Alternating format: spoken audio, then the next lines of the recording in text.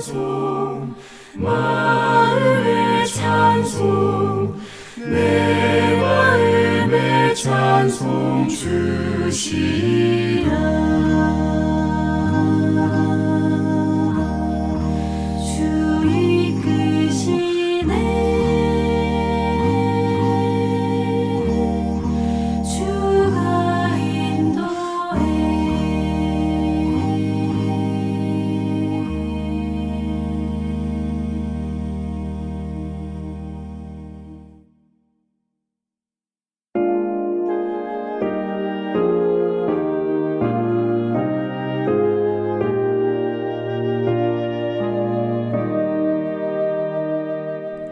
해 넘어가고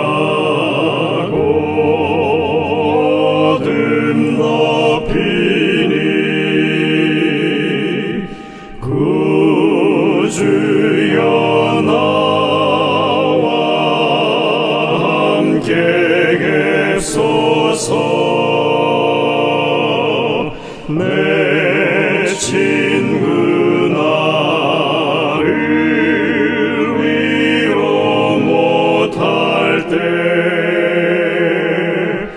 내 도움 되신 주여 계소서.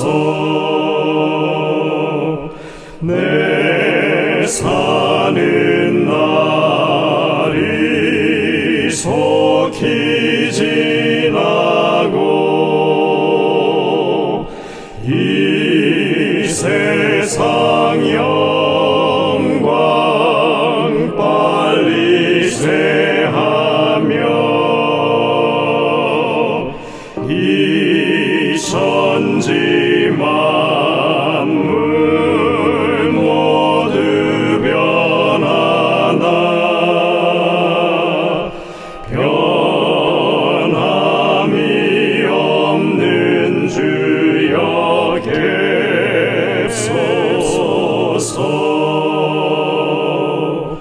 주 홀로 막이제어하시니 때마다 계심 요기합니다.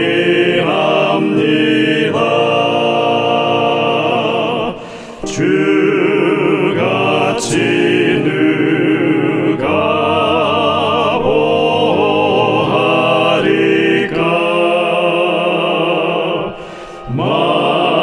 맑거나 흐린 때도 계소서.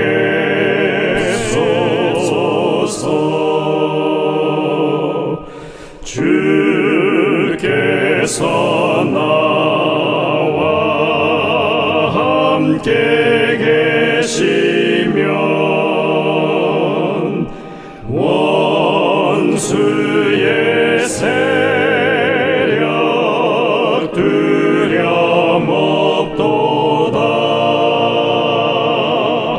사망의 솜이 어디 있느뇨. 내 승리 되신 주여 계소서.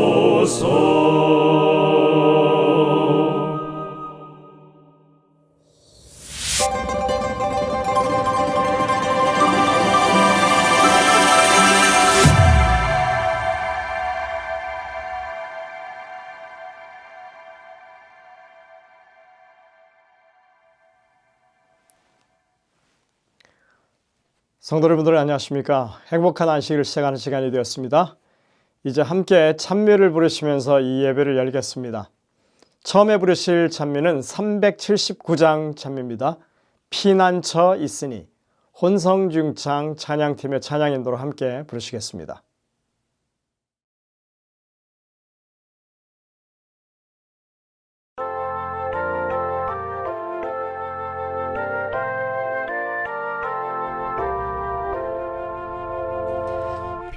피난처 있으니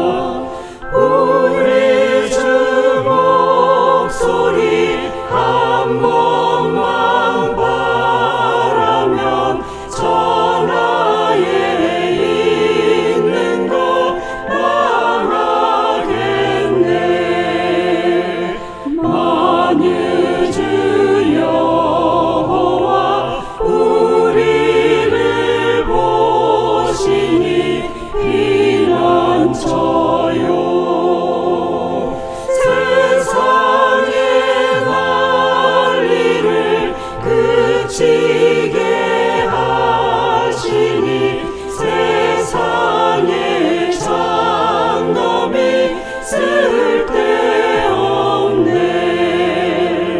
높으신 여호와 우리를 구하니 할렐루야. 괴로움이 심하고 환난이 극하나 피난처 있으니 여호와요.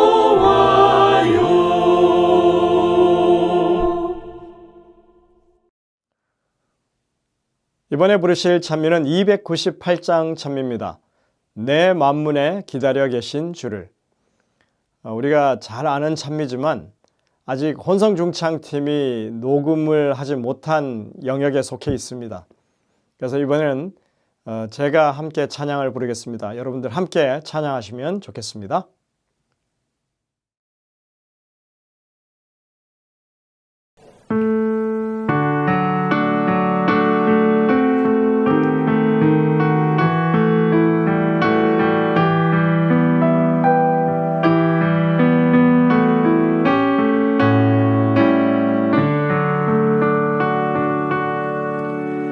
내 만문에 기다려 계신 주를 지금 왜 모시잖나.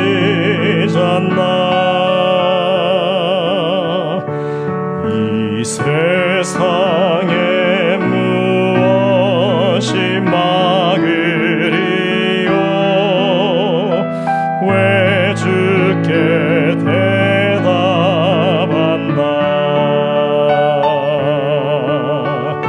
전에도 항상 기다리셨고 또 지금도 기다리네.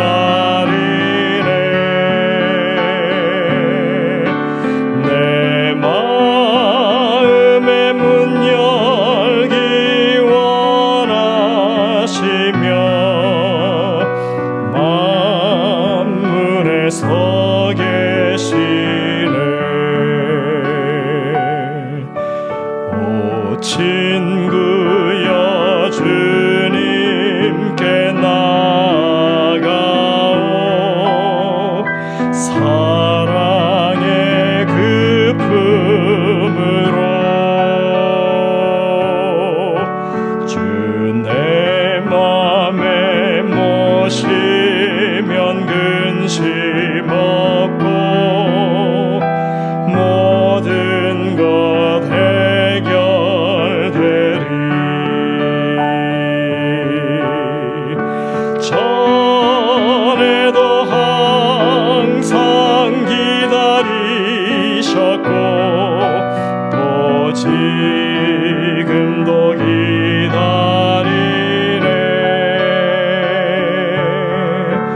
내 마음의 문 열기 원하시며 만물에 서 계시네.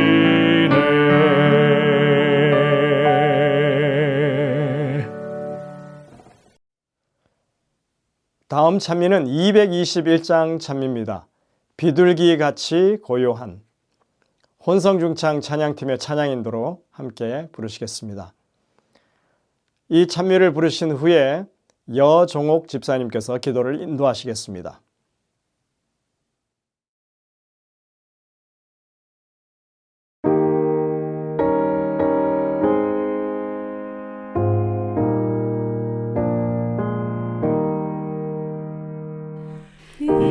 비둘기 같이 고요한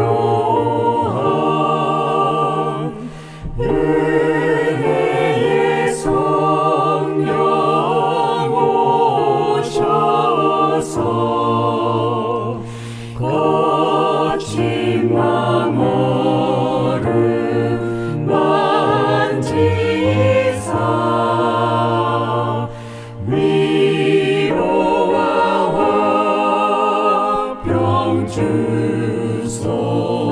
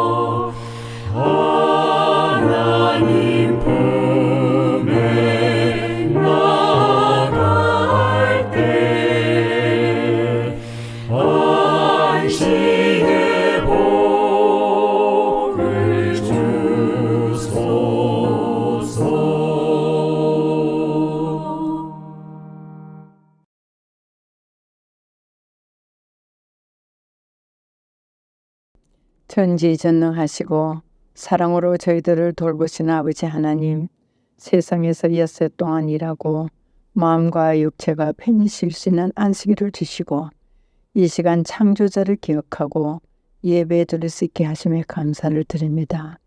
이 안식일에 셀 수 없는 하늘의 복으로 채워주시고 저희들의 눈을 열어 생명의 말씀을 보게 하시고 이 세상 것보다 예수님의 재림을 준비하면서 하늘나라를 사모하게 하여 주시옵소서.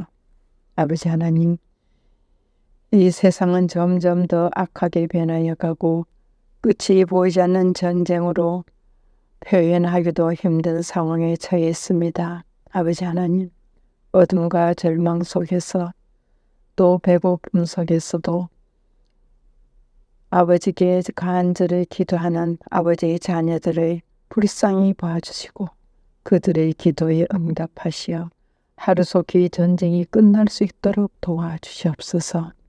아버지 하나님, 이 세상 위정자들의 마음에 예수님의 사랑으로 채워주시옵소서. 그리하여서 전쟁이 더 이상 일어나지 않도록 아버지 도와주시옵소서. 사랑의 아버지 하나님, 병석에서 오늘도 두서 모아 기도하는 아버지의 자녀들을 안수하시고 치료하여 주시옵소서. 아버지 하나님, 저희들은 너무나 연약합니다. 그리스도의 사랑으로 더욱 강한 믿음을 갖게 하시고 예수님의 겸손을 본받아 저희들도 그렇게 살게 하여 주시옵소서.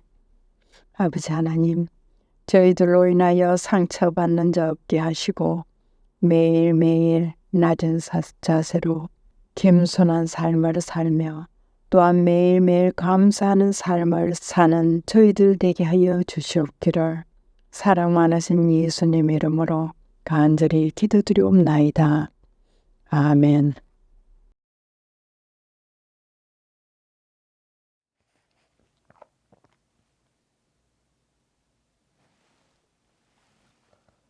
성도 여러분들, 한 주간 다들 평안하십니까? 여러 가지 재난이 있는 상황 가운데 행복한 안식일을 저희들이 맞이했습니다. 이 안식일 하나님의 주신 은혜 가운데 정말 풍성한 이 기쁨이 넘치는 그런 안식일 되시기를 간절히 소망합니다.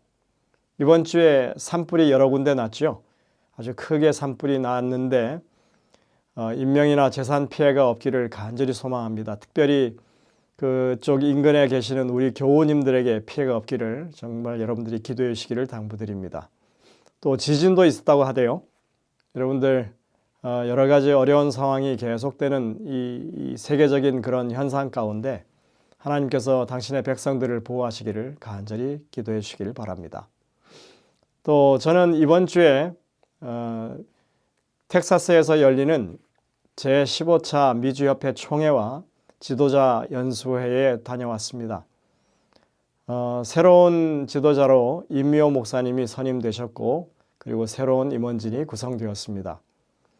이런 일들을 통해서 교회가 더욱더 개혁되고 또 부흥하는 그런 계기가 되기를 간절히 소망합니다. 여러분들이 이 지도자들을 위해서도 기도해 주시기를 당부드립니다.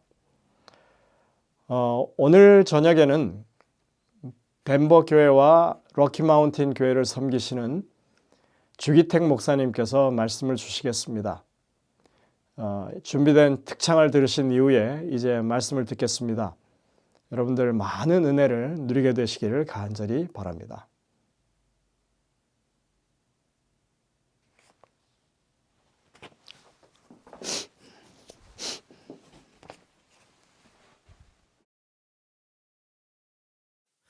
Wonderful grace of Jesus, greater than all my sin.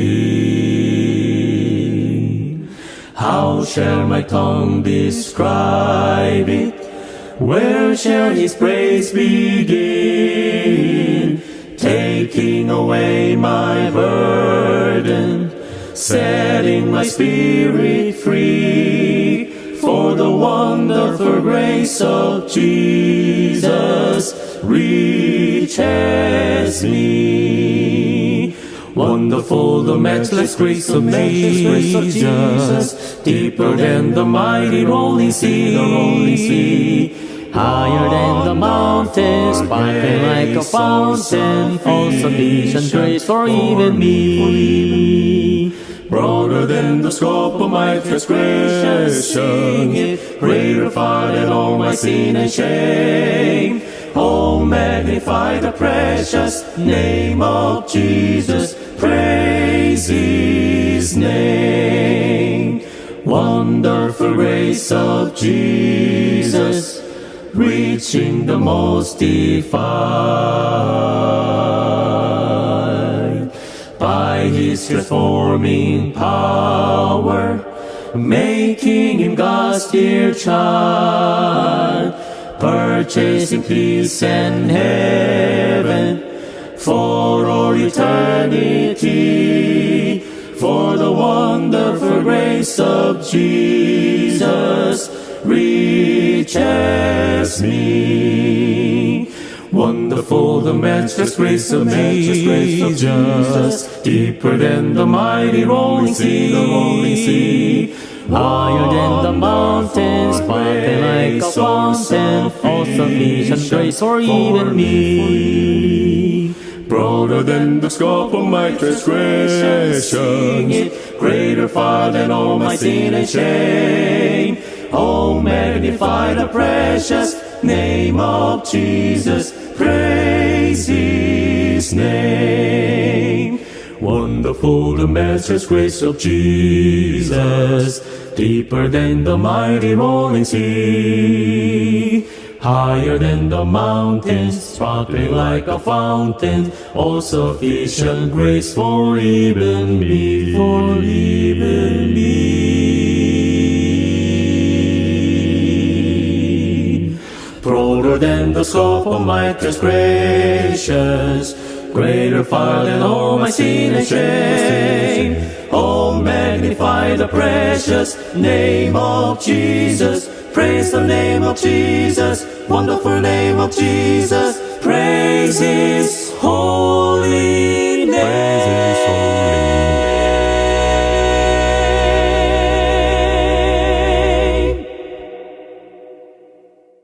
안녕하십니까? 목표는 안식일입니다. 오늘 말씀의 제목은 추수할 일꾼을 보내줘서입니다. 먼저 하나님의 말씀 마태복음 9장 35절부터 38절에 있는 말씀입니다. 예수께서 모든 성과 촌에 두루다니사 저희 회당에서 가르치시며 천국 복음을 전파하시며 모든 병과 모든 약한 것을 고치시니라. 무리를 보시고 민망히 여기시니 이는 저희가 목자 없는 양과 같이 고생하며 유리함이라. 이제 제자들에게 이르시되 추수할 것은 많되 일꾼은 적으니 그러므로 추수하는 주인에게 청하여 추수할 일꾼을 보내주소서 하라 하시니라. 마태복음 10장에서는 예수님께서 제자들을 부르시는 장면이 나오는데요. 바로 그 10장 전 9장에 제가 지금 읽은 부분에서는 그 제자들을 부르시는, 그리고 제자들을 부르셔서 사역에 보내시기 전에 그들에게 어떤 마음을 가져야 할지를 말씀해 주고 있습니다. 즉 하나님의 마음, 주인의 마음이 여기에 표현되어져 있습니다. 그 대답은 바로 민망히 여기셨다라는 말씀에서 우리는 찾을 수 있습니다. 그 민망히 여기심 안에 구원의 필요성이 함축되어 있습니다. 구원의 필요성은 그분의 민망히 여기시는 마음에서 비롯된 것입니다. 마태복음 9장 36절의 말씀 제가 다시 보면 무리를 보시고 민망히 여기시니 이는 저희가 목자 없는 양과 같이 고생하며 유리함이라. 여기 표현된 백성의 모습은 저희가 목자 없는 양같이 고생하며 유리함이다 라고 되어 있습니다. 들에 방치된 양을 보는 목동의 마음처럼 예수님께서는 그렇게 당신의 백성들을 바라보십니다. 예수님께서 평범한 군중들을 보실 때에 그분의 마음에 민망한 마음이 되셨다라고 되어 있습니다.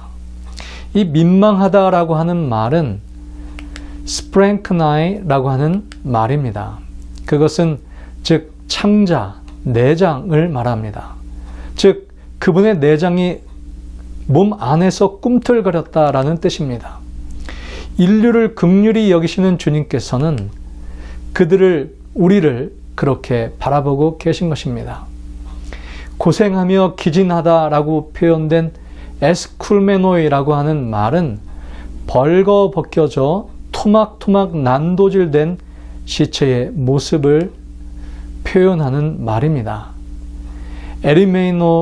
에리메노이라고 하는 말은 전쟁터에서 적으로부터 치명적인 상처를 받고 누워있는 사람의 모습입니다. 예수님께서 사람을 바라보셨던 시각은 바로 이러하였던 것입니다. 치명상을 입고 몸이 난도질되어 죽어가는 사람들을 보고 그분의 내장이 꿈틀거림을 느끼신 것입니다. 슬픔 가운데 있는 자들을 지나치지 않으시고 12년 동안 고통을 겪어온 여인을 바라보시며 그 여인의 연약함에 대해 아픔을 느끼지 않을 수 없으셨던 주님. 우리도 사람들을 불쌍히 여길 수 있으며 그들이 비참하게 죽어가고 있는 모습을 바라볼 수도 있습니다. 그러나 너무도 쉽게 우리는 그러한 모습들을 잊어버립니다. 중국에서 일어난 지진이나 산사태로 인하여 고생하는 장면을 모니터의 화면으로 바라보며 또 남미에서 몰려온 토네이도에 날아간 마을 집을 잃고 오열하는 사람들의 모습을 보며 우리는 가슴 아파하지만 두세 번의 화면 전환을 통해서 우리는 전혀 새로운 세상에 또 다른 세상의 스포츠 기사나 연예 기사 속으로 이끌러 갑니다. 세계 곳곳에서 일어나는 전쟁이 그 고통의 현장이 단지 인터넷의 수십 개의 화면 중 하나에 불과한 것처럼 우리의 생각과 삶에서도 단지 그 정도의 비중만을 차지하고 우리의 기억 속에서 지워져 갑니다. 그러나 예수님께서는 그러한 것들에 대하여 친히 짊어지셨습니다. 즉 그들의 고통을 바로 자신의 고통으로 여기셨으며 그들의 죄를 자신의 죄로 여기셨던 것입니다. 그래서 이 세상에 오셨고 십자가에 죽으셨습니다. 그것이 민망히 여기셨다라는 뜻입니다. 일도야, 언제까지 차가운 길바닥에 나를 눕혀놓겠느냐? 나지막한 음성이 들렸습니다. 1988년 최일도 목사, 당시 49세였던 그는 정량리역 광장에 쓰러진 한 할아버지를 돌보다가 낯선 소리를 듣고 자신의 소명이 이 땅에 있음을 깨닫게 되었다고 고백합니다. 신학대학원을 갓 졸업한 최 목사는 깊이 있는 공부를 하고 싶어 독일 유학을 결심한 후였지만 그가 들은 말씀은 인생을 바꾸어 놓았습니다. 버너와 코페를 들고 광장에 앉아 끓이던 라면을 먹기 위해 40여 명의 거린이 몰려들었고 이렇게 마련한 식사들이 300만 그릇 이상, 그것도 오래된 기준으로 그렇게 진행되었습니다. 민망히 여기는 예수님의 마음을 그는 어쩌면 닮아 있습니다. 당시의 유대 종교 지도자들은 그들은 그 백성들을 위로하고 인도하여 살 힘을 주어야 했지만 오직 율법의 준수가 죄를 정복하고 의로워질 수 있는 길이라고 가르쳤습니다. 율법을 범하지 않으려고 부단하게 노력했습니다. 안식일을 거룩히 지키기 위해 만든 부수적인 법규만도 1521개나 되었습니다. 율법의 문자적 준수에 얽매여 그 본래 의미를 깨닫지 못하고 그 율법의 시여자의 마음인 사랑을 보지 못한 율법 너머에 있는 하나님의 품성을 이해하지 못한 그 모습이 오늘날 우리의 모습은 아닙니까?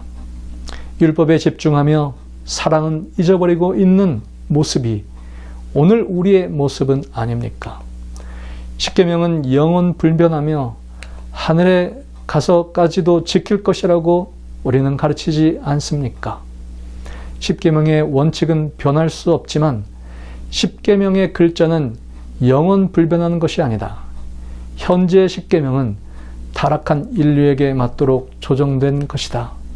가려법은 기별 2권 230페이지에 있는 말씀입니다. 오늘날 우리도 오히려 계명의 문자적 준수만이 우리의 유일한 사명처럼 여기고 살아가고 있지는 않습니까? 그래서 하나님의 율법을 지키면 구원의 확신이 어느 정도 마음에 차며 안위를 누리고 있지는 않습니까? 우리의 사랑의 행동은 전혀 개의치 않은 채 그 모습을 예수님께서는 어떻게 보시고 어떻게 가슴 아파하시는지는 생각해 본 적이 있으십니까? 의미 없는 율법과 의식의 실천 속에 사랑을 상실해가는 모습을 우리는 가지고 있지 않습니까? 예수님께서 십자가에서 죽으실 때 그 죽음의 원인은 그분의 심장이 터지는 것이었습니다. 예수님의 심장을 터뜨린 인류의 죄, 그 죄는 무엇이었습니까? 시대의 소망 772페이지에 보면 그분의 심장은 정신적 고뇌에 의하여 파열되었다. 그분은 세상 죄를 인하여 죽임을 당하셨다. 그렇게 기록되어 있습니다. 예수님의 심장을 파열시킨 그 죄는 무엇입니까? 이사야 53장에는 허물이라고 표현되어 있고 요한복음 1장 29절에는 세상 죄라고 되어 있습니다. 고린도후서 5장 21절에 보면 하나님이 죄를 알지도 못하신 자로 우리를 대신하여 죄를 삼으신 것은 우리로 하여금 저의 안에서 하나님의 의가 되게 하려 하심이라고 말씀하십니다. 여기에 등장하는 모든 죄라고 하는 단어는 단수로 표현되어 있습니다. 즉 하나의 죄입니다. 그 하나의 죄가 무엇일까요? 하나님께서 인류를 보실 때 가장 가슴 아프게 바라보실 그 하나의 죄는 바로 우리의 쪼개지지 않은 마음입니다.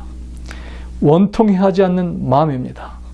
세상에 비참한 삶을 살아가고 있는 이들을 향하여 무감각하고 사랑이 없는 우리의 unbroken heart입니다. 예수님과 같은 마음으로 우리가 살기를 원합니다. 요한복음 13장 1절부터 말씀해 보면 이런 말씀이 기록되어져 있습니다.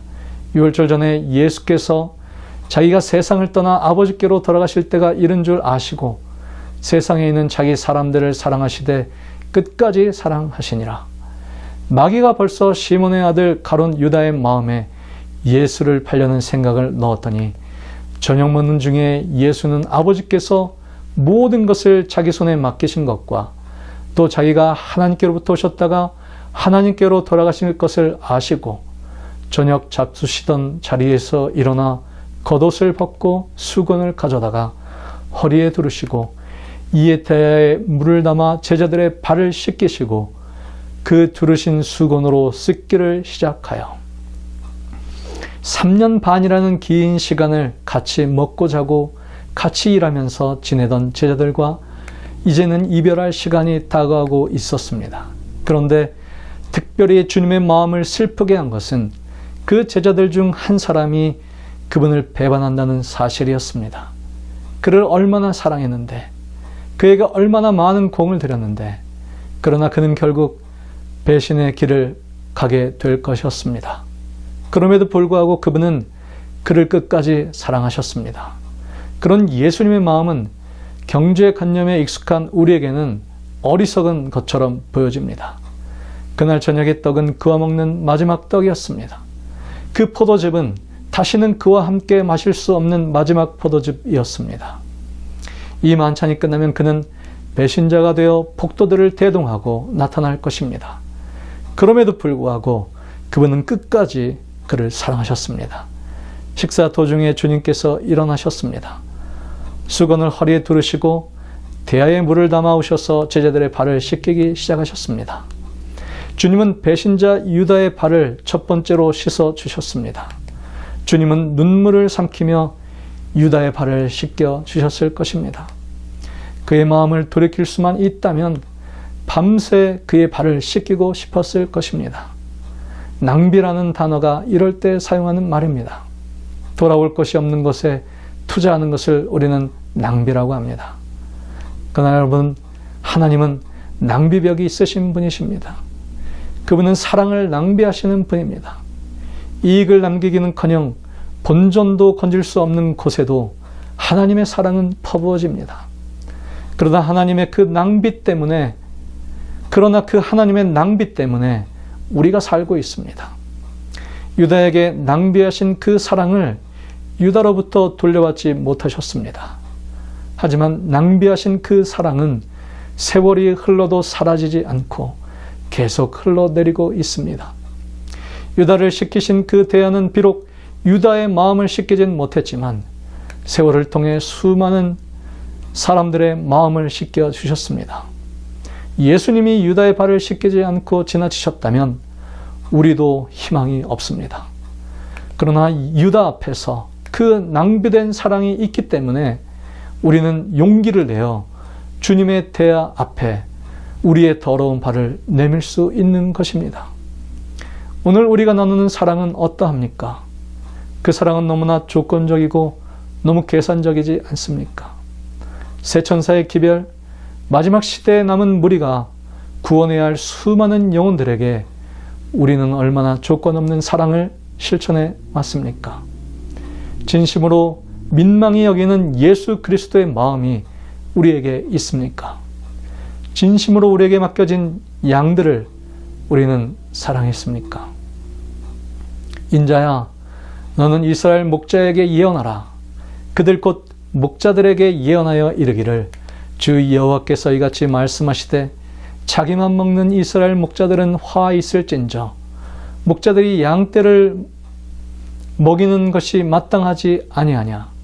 너희가 살찐 양을 잡아 그 기름을 먹으며 그 털을 입되 양떼는 먹이지 아니하는도다. 너희가 그 연약한 자를 강하게 아니하며 병든 자를 고치지 아니하며 상한 자를 싸매어 주지 아니하며 쫓기는 자를 돌아오게 하지 아니하며 잃어버린 자를 찾지 아니하고 다만 포악으로 그들을 다스렸도다. 목자가 없으므로 그것들이 흩어져서 모든 들짐승의 밥이 되었도다. 반면 선한 목자는 양들을 위하여 그분의 목숨을, 그분의 생명을 내려놓으셨습니다. 요한복음 10장에 나는 선한 목자라, 선한 목자는 양들을 위하여 목숨을 버리거니와 삭구는 목자가 아니요 양도 제 양이 아니라 이리가 오는 것을 보면 양을 버리고 달아나니 이리가 양을 물어가고 또 해치느니라. 달아나는 것은 그가 삭군인 까닭에 양을 돌보지 아니함이나 나는 선한 목자라.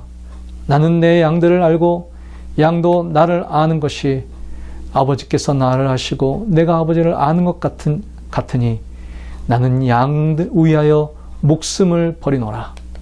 또 이 우리에 들지 아니한 다른 양들이 내게 있어 내가 인도하여야 할 터이니 그들도 내 음성을 듣고 한 무리가 되어 한 목자에게 있으리라. 여러분, 예수 그리스도께서는 우리를 포기하지 않으십니다. 찾고 찾을 때까지 돌아서지 않으시는 목자가 바로 예수 그리스도이십니다. 우리에게도 그런 열정이 있습니까? 중증 장애인 사역을 하는 한 자매가 있었습니다. 장애인 사역에 있어서 가장 중요한 것이 무언가를 물었습니다. 중증 장애인은 부족합니다. 그럼에도 결코 실망하지 않고 교육할 수 있는 자세, 그것이 특수교육의 기본 자세입니다. 중증 장애아도 영적인 존재이기 때문에 선생님들이 실망하고 포기한 것을 기가 막히게 알아본다고 합니다.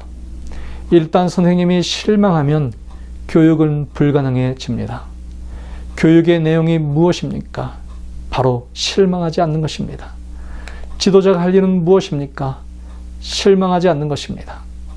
아무리 부족하고 아무리 반응이 느리고 아무리 학습 효과가 없다 할지라도 끝까지 실망하지 않는 것, 그것이 하나님께서 우리에게 원하시는 자세입니다.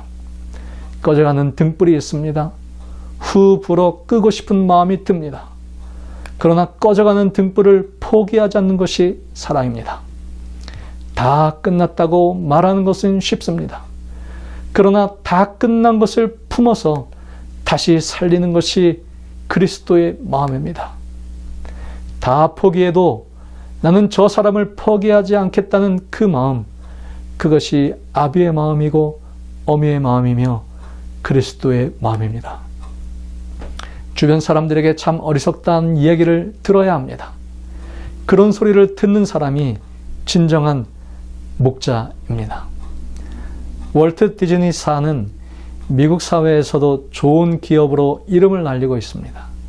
한 번은 경쟁 회사의 사원들을 자기 회사에 초빙을 했습니다.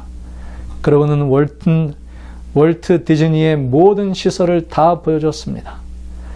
기업의 기밀을 속한 것 같은 내용까지도 서슴없이 보여주고 설명까지 해줬습니다. 탐방을 마치고 난 후에 사람들이 물었습니다. 아니, 이렇게 회사의 아이디어와 노하우를 다 공개해도 되는 것입니까? 그때 월트 디즈니의 직원이 의미심장한 대답을 이렇게 했습니다. 아이디어나 이런 연구 시설들은 모방할 수 있지만 아이들을 사랑하는 월트 디즈니의 열정을 모방할 수는 없습니다. 무슨 의미입니까? 얼마든지 껍데기는 벗겨가라는 것입니다. 가슴 속에 있는 아이들에 대한 사랑의 열정이 있기에 어떤 도전에도 이길 자신이 있다는 말입니다. 사랑의 열정에서 피어나는 엄청난 자신감입니다. 21세기를 우리는 포스트 모더니즘의 시대라고 합니다. 지금은 인터넷 시대입니다. 정보는 넘쳐납니다. 실제로 정보의 바다에서 산다는 말이 실감이 납니다. 그런데 정작 사람들을 변화시키는 것은 정보가 아닙니다. 가슴 속에 있는 사랑의 열정입니다. 우리의 가슴에 불이 붙어 있습니까? 예수님께서 우리를 보시고 가셨던 그 민망한 마음, 내장이 뒤틀리는 그러한 거룩한 열정이 우리에게 있습니까? 우리는 이 세상의 강력한 도전 앞에 서 있습니다. 그러나 우리에게는 그것을 이길 수 있는 강력한 힘이 또한 있습니다. 나는 저들을 뜨겁게 사랑한다. 나는 저들을 위하여 죽을 수도 있다. 이 열정이 세상을 이기는 것입니다. 사랑의 열정으로 일하라고 주님께서는 우리에게 말씀하십니다. 유대교건에 다른 사람들을 행복하게 하는 것은 다른 사람에게 향수를 뿌리는 것과 같다는 말이 있습니다. 다른 사람에게 향수를 뿌릴 때 자신에게도 몇 방울 향수가 떨어집니다. 우리가 타인을 위해 거룩한 사랑이 가득한 삶을 살아갈 때 우리는 하나님의 마음을 닮아가는 것입니다. 우리가 미국에 와서 내가 도울 수 있는 사람은 누구일까를 생각합니다. 오히려 이곳 사람들에 비해 내 모습이 초라하고 내가 도움을 받아야 하는 입장은 아닌가 생각이 되기도 합니다. 내가 이렇게 열심히 일하는데 왜 사람들은 나를 안아주지 않을까라는 생각도 합니다. 자신에 대한 연민 속에 빠지는 경우도 종종 있습니다. 엘리야처럼 우리는 우리 자신의 모습을 바라보고 스스로를 동정하기도 합니다. 미국 생활이 그렇게 보이지는 않지만 참으로 각박합니다. 한국에서는 경험하지 못했던 생존 자체의 문제와도 싸워야 할 때도 있습니다. 마음에 여유가 없고 이웃을 돌아보지 못하고 자신의 문제에만 몰두합니다. 워싱턴에 있는 한 아는 분의 이야기입니다. 미국에서 일할 수 있는 비자를 아직 받지 못했습니다. 그래서 그분은 가정 상황이 어려워져서 일주일에 한 번씩 주변 사람들의 소개로 한 한국인의 집에 가정부의 일을 하게 되었습니다. 그 집 자식들은 변호사요, 미주에서 성공했다고 여겨지는 집안이었습니다. 그녀의 말로는 정말 힘들게 자존심을 버리며 열심히 일했다고 합니다. 급여에 대해 이야기를 하자 다음 주 월요일 11시에 집으로 오라고 해서 가서 그의 집에 초인종을 눌러도 주인은 나오지 않았다고 합니다. 계속 서서 급여를 받기 위해 기다렸는데 잠시 후에 경찰차가 오더니 당신이 신고되었으니 지금 당장 그 집에서 떠나라고 말하는 것이었습니다. 그의 신분이 아직 해결되지 않았기 때문에 그 사람이 그를 신고하였던 것입니다. 같은 한국인으로서 절망을 느꼈다고 합니다. 우리가 그러한 고생을 하며 이 땅에서 살아가고 있는지 모르겠습니다. 하지만 누군가 우리를 동정의 눈길로 보고 계심을 또한 잊지 마십시오. 우리를 민망히 여기고 계시며 우리를 사랑의 눈으로 바라보고 계신 한 분을 우리가 잊지 않게 되기를 바랍니다. 나는 그대의 눈물을 안다. 나도 역시 울었다. 인간의 귀로 차마 들을 수 없는 극한 슬픔을 나는 안다. 그대는 고독하고 버림을 받았다고 생각하지 말라. 그대의 고통이 세상에 있는 어떤 사람의 심금도 울리지 못할지라도 나를 바라보고 살아라. 산들은 떠나며 작은 산들은 옮길지라도 나의 인자는 내게서 떠나지 아니하며 화평케 하는 나의 언약은 옮기지 아니하리라. 너를 긍휼히 여기는 여호와의 말이니라. 여러분, 우리에게도 목자가 있습니다. 우리가 이러한 마음을 가질 때에 비로소 예수님께서는 자신의 비전을 우리에게 나누어 주기 시작하십니다. 그분은 우리에게 추수할 일꾼을 보내주소서라고 기도하라고 말씀하십니다. 목자를 만나 위로받은 양은 이제 시선을 돌려 목자의 시선으로 들판을 바라보아야 합니다. 추수할 일꾼들이 보내지지 않는 한 추수는 맞춰지지 않을 것입니다. 우리가 기억해야 할 중요한 사실 가운데 하나는 예수님께서는 추수할 일꾼을 필요로 하고 계시다는 사실입니다. 세상의 모든 사람들이 그분의 복음을 받아들여야 합니다. 그들은 일꾼들이 그곳에 보내지지 않으면 기별을 들을 수가 없습니다. 누군가 바다를 건너고 산을 넘어 그들에게 복음을 전해야 합니다. 지금도 들판에는 여러분들이 우리들이 수확해야 할 수 있는, 수확해야만 하는 영혼들이 있습니다. 그래서 예수님께서는 두 가지 비유를 사용하셔서 우리에게 말씀하셨습니다. 처음 것은 목자와 양의 비유이고 다음 것은 추수하는 일꾼의 비유입니다. 이 두 비유에서 우리는 위대한 문제의 두 측면이 완벽하게 전개됨을 보게 됩니다. 목자와 양의 비유에서는 사람의 필요가 하나님에 의하여 충족되는 것을 깨달을 수 있습니다. 또한 추수하는 일꾼의 비유에서는 하나님의 필요가 사람에 의하여 충족되는 것을 깨달게 되는 것입니다. 우리의 복음은 여호와는 나의 목자라는 것입니다. 그렇다면 주님께서는 우리에게 이렇게 말씀하십니다. 만일 그것이 복음이고 민망히 여기는 나의 마음이 너희들에게 바로 이 복음을 주었다면 이제 들판이 휘어져 추수할 때가 된 것을 보라. 그것이 하나님께서 추수하실 밭이다. 모든 곡식단은 그분을 위하여 창고에 옮겨져야 한다. 너희가 보는 저 무리들이 하나님께서 추수하여 창고에 들여 놓으려고 하시는 곡식들이다. 그분께서는 지금 저 휘어져 추수하게 될 곡식들을 거둬들일 일꾼들을 필요로 하고 계심을 기억하라. 오늘 이 말씀을 들으시는 모든 주님의 성도들이 하나님께서 찾으시는 바로 그 추수할 일꾼들이 되시기를 간절히 바라며 오늘 말씀을 드리겠습니다. 기도하겠습니다. 주님의 민망한 마음을 오늘 우리에게도 허락하여 주시옵소서. 죽어가는 세상의 영혼들을 향한 우리의 마음이 주님과 같아서 마음이 불타게 하여 주시고 그들에게 복음을 전하지 않고는 견딜 수 없는 마음을 우리에게 허락하여 주옵소서. 추수할 일꾼이 필요하신 주인에게 제가 여기 있나이다 나를 보내소서라고 고백하며 주님의 일에 동참할 수 있는 우리 모두 되게 하여 주시옵기를 우리 구주 예수님의 이름으로 간절히 기도합니다. 아멘.